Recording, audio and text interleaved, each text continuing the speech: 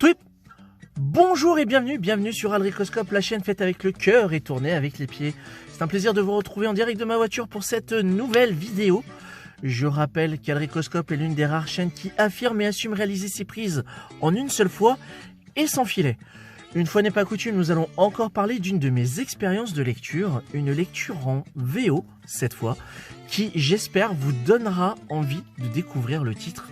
Il s'agit d'un exercice de style tout particulier puisque la Maison des Idées, pour parler de Marvel aujourd'hui, a proposé une mini-série autour du célèbre mutant griffu qui est Wolverine, en réponse, je pense, à ce qui avait été proposé par la distinguée concurrence qui est DC Comics avec la mini-série Harley Quinn Black, White and Red. Là, on est quelque chose dans un petit peu plus dégueulasse, j'ai envie de dire. Oui, franchement. Puisque le titre donne le ton. Black, White and Blood. Une mini-série de 4 numéros en VO dont je décortiquerai chacun des numéros en vidéo. Là, on va s'attaquer au numéro 1 avec cette splendide couverture d'Adam Kubert que je trouve vraiment magnifique. Là, vous avez le cast qui est derrière ce premier numéro. Donc, on va avoir Duggan, Kubert, Chalvet, Rosenberg, Cassara, Martin et Guru EFX. Désolé si j'écorche le nom. Et que dire si ce n'est que j'ai énormément apprécié ce premier numéro de cette mini-série qui est Wolverine Black, White and Blood. Puisqu'à l'intérieur, il n'y a pas une, mais 3 histoires. D'où la présence d'autant de personnes. Et c'est ça qui est cool. Ça peut aussi faire penser, pour celles et ceux qui connaîtraient ces titres-là, Legends of the Dark Knight et Batman Black and White. Plus proche, on va être plus proche de l'exercice de style de Batman Black and White et de Harley Quinn Black, White and Red, puisqu'il y a une touche de rouge en plus que Legends of the Dark Knight, puisqu'en fait ça va être des histoires très courtes, en noir et blanc et rouge, et du coup le plaisir de lecture, l'immersion dans le récit est instantanée. On voit que les créateurs, les auteurs de ces histoires ont eu en tête de se dire on n'a pas le temps de décortiquer tout ce qui fait le personnage de Wolverine. Il faut aller à l'essentiel ou alors glisser quelques petites informations sans que ça fasse trop lourd, trop riche dans l'histoire au point peut-être d'en casser le rythme. Donc, ce que je vais essayer de faire tout du moins, c'est de vous présenter les 3 histoires de ce premier numéro sans trop vous en montrer. Et ça va être extrêmement difficile. La première histoire, intitulée The Beast Within Them, qu'on pourrait traduire par La Bête en eux, en chacun d'eux, scénarisée par Gerry Duggan et dessinée par Adam Kubert, va en fait être un moment suspendu, un instant volé du passage de Logan par le programme Armor X. On est dans ces moments où Logan vient de recevoir l'adamantium qui fait de son squelette et de son être du coup un être véritablement indestructible, une véritable machine à tuer. Et on va être dans ces instants-là où Wolverine... je vais vous montrer que ça. Une splendide double page en gaufrier que je trouve magnifique. D'ailleurs, par certains aspects, ne me demandez pas pourquoi, mais ça m'a rappelé du Sean Murphy. Mais très vite, on voit que c'est Kubert qui est à la barre par des pages d'action. Le storytelling est dingue et je trouve ça vraiment très bon. Donc là, pour la première histoire, on est sur Logan version Armor X. Pour la deuxième histoire, proposée par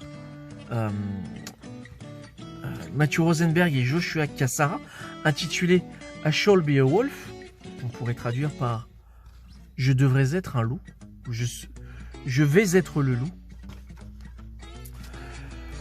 Ça va être une scène d'interrogatoire.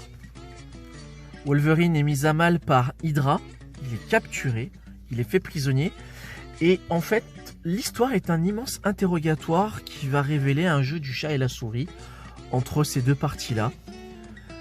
Et c'est extrêmement plaisant une fois de plus, parce que là, on n'a pas affaire à un Wolverine agressif, extrêmement brutal. On va être plus sur de l'espionnage et de l'action. Très rapidement. Voilà. Deuxième récit, extrêmement bon. Et enfin, troisième et dernière histoire, qui s'appelle tout simplement Cabin Fever, et à laquelle Declan Shalvey va chapeauter l'intégralité de cette histoire. Donc c'est lui qui va scénariser, dessiner et coloriser. C'est 10 pages. Je compte en même temps. 2, 4, 6, 8, 10. Je confirme. Eh bien, au cours de ces 10 pages, on va retrouver Logan en moto qui va vouloir en fait... il a envie d'un instant nature. Voilà, il a envie de se ressourcer à la montagne, dans les montagnes enneigées, près de... On est dans l'état de New York, on est près de la frontière canadienne.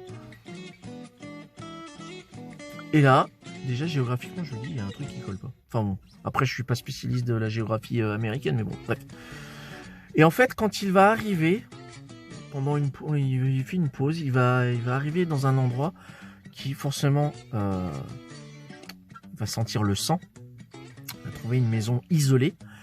Et dans cette maison isolée, il va trouver un couple mort et un bébé.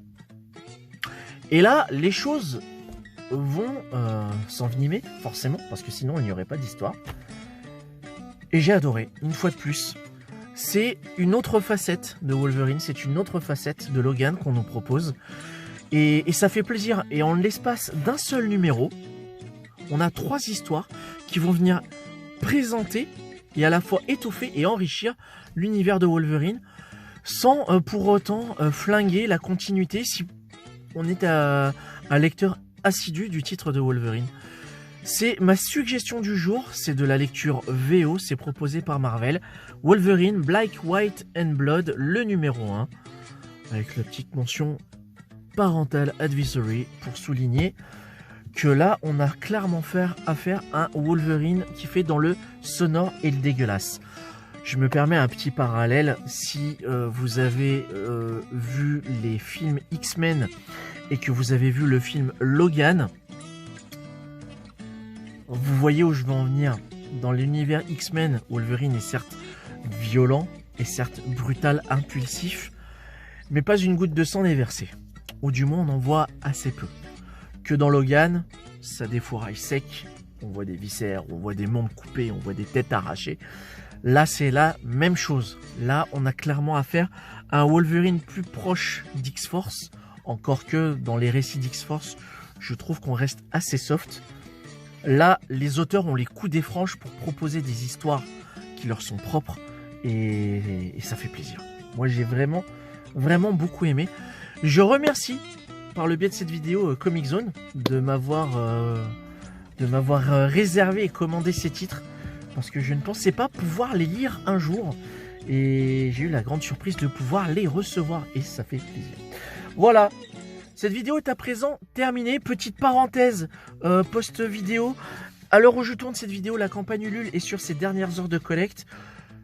Je pense ne pas jouer les Nostradamus ou les